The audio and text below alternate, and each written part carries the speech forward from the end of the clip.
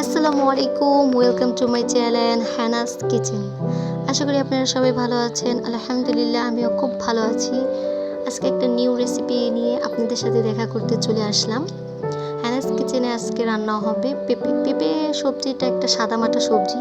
আমরা কম বেশি সবাই জানি পেঁপে দিয়ে এরকম আহামরি কিছু রান্না করা যায় না, আর আহামরি কিছু রান্নার টেস্টও আসে না। পেঁপে একটা সাদামাটা, সহজে মশলা মানে সফট করতে পারে না সবজিটা।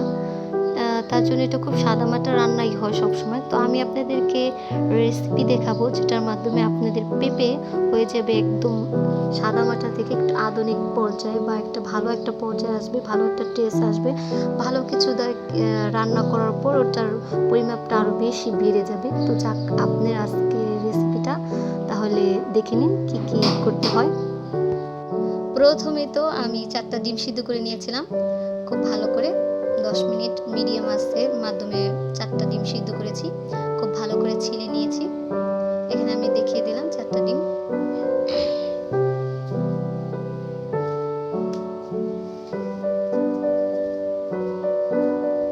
খুব সিম্পল একটা রান্না বাড়া। এখানে সব কম বেশি যারা আমার ভিডিও দেখেন সবাই জানেন যে আমি এলপিতে, লাইনের গ্যাসে এবং কারেন্টের চুলার সব কিছুতে পারদর্শী, সব কিছুর মাধ্যমে রান্না করি। এখানে দেখতেই পাইতেছেন তিল তেল দিয়ে আমি ইউজ করব, সয়াবিন তেল। তো আপনারা চাইলে যে কোনো একটা ইউজ করতে পারেন। আমি এখানে 1500 আঁচ অন করে দিয়েছি, আর এখানে তেল দিতেছি। আসলে আমার একটু অসুবিধা হইতেছে, আমি এক হাতে ক্যামেরা আর এক হাতে আপনার তেল বা অন্য কিছু ঢালতে গেলে আমার একটু অসুবিধা হয়, যার কারণে আমি স্কিপ করে দেখাই। দেখতে পেতেছেন আমি স্কিপ করেছি, তেল পরিমাণ মতো দিয়ে দিয়েছি। আপনারা চাইলে 4 টেবিল চামচ অয়েল ব্যবহার করতে পারেন, তাহলে একদম পারফেক্ট হইব। এখানে আমি চাল অ্যাড করে নিতেছি। আসলে আমি ভাত বসাবো, তো তার জন্য চাল নিয়ে নিতেছি। প্রথমেতেই বলেছিলাম ক্যামেরা এক হাতে হওয়ার কারণে আমি আর এক হাত দিয়ে কাজ করতে আমার একটু অসুবিধা হয়। ডান হাতে ক্যামেরা, বাম হাতে জিনিসপত্র নেই, তো তার জন্য একটু ওজনটা ওয়েট নিতে অসুবিধা হয়। এখানে দেখতে পাইতেছেন আমার রসুন আর পেঁয়াজ খুব ভালো করে তেলে ভাজা করা হচ্ছে। এটাকে একটু নেড়ে চেড়ে খুব ভালো করে ভেজে নেবেন।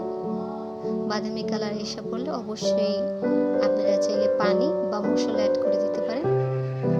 এখানে আমি 1000 আঁচ ইউজ করতেছি, আঁচের পরিমাপটা হচ্ছে 1000। দেখেন এখানে খুব ভালো করে ভাজা হয়ে গেছে, এটা পুড়ে যাবে, তার জন্য আমি এখানে পানি অ্যাড করে দিলাম সামান্য মশলা কষানোর জন্য। এখন এই পর্যায়ে আস্তে আস্তে মশলা অ্যাড করে দেবো। হলুদ, আমি হলুদের পরিমাণটা আপনার 1 টেবিল দিয়েছি, মরিচটা আধা টেবিল দিয়েছি, কারণ আমি ঝালটা খুব কম খাই, আমার বাচ্চা খাবারটা খায়, তার জন্য আমরা সাধারণত হাজব্যান্ড ওয়াইফ দুজনেই কম মশলা অ্যাড করি। মরিচ এর ক্ষেত্রে খুবই কম মশলা অ্যাড করি। এখানে ধনিয়ার গুঁড়া দিয়েছিলাম, দেখতে পেয়েছেন যে রাঁধুনি ধনিয়ার গুঁড়ো আমি ইউজ করেছি। আসলে আমার যখন যেটা কাছে থাকে আমি সেটা ইউজ করে নিই, কোনো নির্দিষ্ট না। এখানে আমি পেঁপেগুলো কেটে নিলাম। এখানে আমি প্রায় আধা কেজির মতো পেঁপে অ্যাড করে দিয়েছি। আপনারা চাইলে কম বেশি করে নিতে পারেন, আপনার ফ্যামিলি পরিমাপ মানুষ অনুযায়ী আপনি পেঁপেগুলো কেটে নিতে পারেন।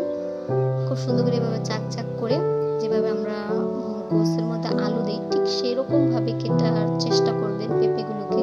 খুব সুন্দর করে কেটে ধুয়ে রেখেছিলাম, এখন আমি অ্যাড করে দিচ্ছি। এখানে আপনাদের পরিবারের যদি সদস্য বেশি হয় তাহলে পেঁপেটাও বেশি অ্যাড করে নিতে পারেন, আর ডিমের সংখ্যাটাও বেশি করে নিতে পারেন। এখানে আমরা 2 থেকে 3 জন, তার জন্য 4টা ডিম অ্যাড করেছিলাম। এখানে আমি খুব ভালো করে নেড়ে চেড়ে আপনাদের দেখিয়ে দিলাম। মশলাটা খুব ভালো করে অ্যাড করে নিয়েছিলাম। প্রায় 10 মিনিট ঢাকনা দিয়ে ঢেকে দেব মিডিয়াম আঁচে। এখন এটা নেড়ে চেড়ে মশলাটা অ্যাবজর্ব করতে দেব, কারণ পেঁপে আমি প্রথমেই বলছি একটা সাদামাটা সবজি, এটার মধ্যে বেশিরভাগ মশলাটা সবজির ভিতর ঢোকে না, খুব লবণটা যে ঢুকে এইটাই তো অনেকটা বেশি। এতটা সাদামাটা একটা সবজি এটা। আমরা সাধারণত সবাই জানি যে লাউ একটা সাদামাটা, আসলে লাউর থেকেও বেশি সাদামাটা হয়েছে পেঁপে। পেঁপে দিয়ে বেশিরভাগ কোনো কিছু রান্নার ক্ষেত্রে খুব বিবেচনা করতে হয়, কীভাবে কী করব, কীরকম রান্না করব। এখানে দেখতেছেন আমি প্রায় এখানে কষানো হয়ে গেছে, খুব ভালো করে আমি কষিয়েছি 10 মিনিট। এখন আমি পানি অ্যাড করে দিচ্ছি। এখানে আমি পানি অ্যাড করে দিলাম 1 গ্লাসের মতো।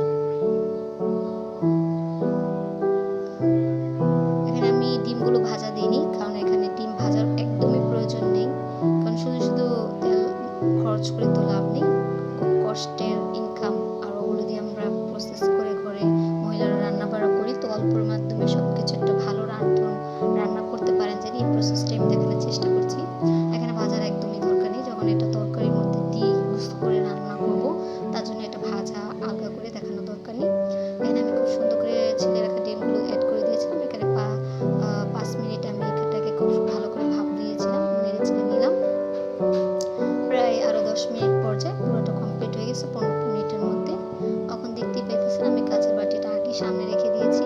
আমি এখানে তরকারিটা উঠিয়ে নেব।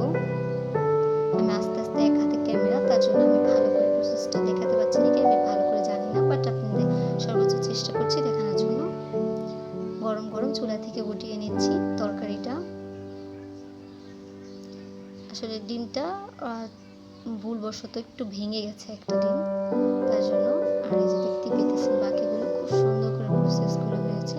এখন আপনি যদি হঠাৎ করে কোনো একটা মেহমান আসে থাকে, প্রসেসটা করে ঘরে যদি আপনার কোর্স না অ্যাভেলেবল থাকে, তাও আপনি এটা একটা সবজির মাধ্যমে করে এই পেঁপেটা আর ডিমটা খুব ভালো করে সিম্পলভাবে একজনকে খাবার খেতে দিতে পারবেন।